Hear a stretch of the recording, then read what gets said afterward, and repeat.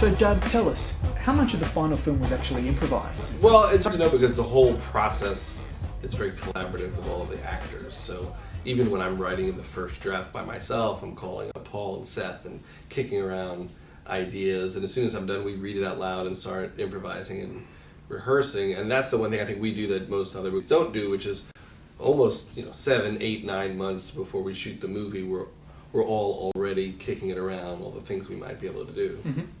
Well, it's like when I watch your movie and your previous film, 40-Year-Old Virgin, I sort of feel like, it's almost comedy is cringe. I mean, you're sort of doing this fantastic thing, just making people sort of push themselves back in their chairs but can't take their eyes off screen. I mean, how do you sort of come up with most of those scenarios? Well, it's odd for me because as a kid, I was not a fan of cringe factor comedy. Mm-hmm. In fact, when I used to watch The Honeymooners when I was a kid, they would always set up some scenario where Ralph was going to get rich, and then everything would fall apart.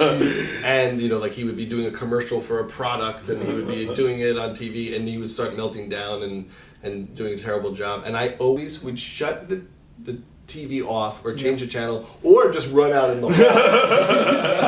I literally could not watch it. So I've only seen about half of The Honeymooners. He does get rich. Stay tuned, man. So it's weird that I so am amused by things that are hard to handle. So I don't know. I mean, but I find most of life is cringe factor for me. So I don't feel like I'm attempting to do it. It's just almost a worldview. Yeah, fair enough. And Paul, was there any competition on the shoot between you guys to see who could be the funniest, or anything like that happen? I mean, I don't know. Not really for me. I didn't have many scenes with the other guys, but they were with the friends. Judd made it very clear with the roommates, like, whoever of you is the funniest will be in the movie more. There was no illusions about it. Like, if you're not funny, we will probably cut you. There's 5 roommates. We don't need all that. And there were scenes where it had to be Seth talking to one roommate, and a few times I shot the scene 4 different times. Once with each roommate, and I told them funniest guy's going to be in the movie. Yeah. And I would tell them how they were doing. Yeah. And the funny thing is, the main scene where I did that, I cut the scene out. None of them were funny. I just wanted to ask you one more quick question before we do something special, and that is, I just wanted to ask you, you seem to go about a very different approach with the marketing of this film in a lot of ways. I mean, there's been a lot of stuff introduced onto the internet and stuff like that. Particularly, there was even something involving an actor who's going to be in the upcoming Superbad, filming a scene in the restaurant. How did it come to be that you decided to go that way with the marketing of the film? Well, we always have a lot of extra stuff. Ever since we did Anchorman, we've had so much extra material, so many extra scenes, and we find that when we're shooting, that there's all this there are all these cameras around, and video cameras and film cameras. A lot of the people on the set are bored. Yeah. So it's fun to shoot other things because suddenly all those things that we used to do just goofing off is now extra content. Yeah. Added value. There's a word for it. Yeah. It's bonus material. Yeah. It's not just us being very self-indulgent anymore. So, Will Ferrell and Adam McKay, have this website, Funny or Die. And so we thought, hey, we'll put some clips on there to see how people react to them. And so we made this fake documentary where the premise is that Seth was the 10th choice to be the lead, and 9 other people were fired before he got the part. So while we shot the movie, we also shot this documentary, which will be on our DVD, but we thought, well, let's throw some of those clips on the internet. And there's another very dirty clip where Jonah is watching Brokeback Mountain with Katherine Heigl that we threw up on YouTube, because the kids love the YouTube. And it's been fun. A lot of people wound up seeing that, and we have a lot of stuff like that for Superbad, too. We're going to start chucking out there. Well, I've got 10 really quick group questions to fire out. First and foremost, what's in the pipeline? What's coming up?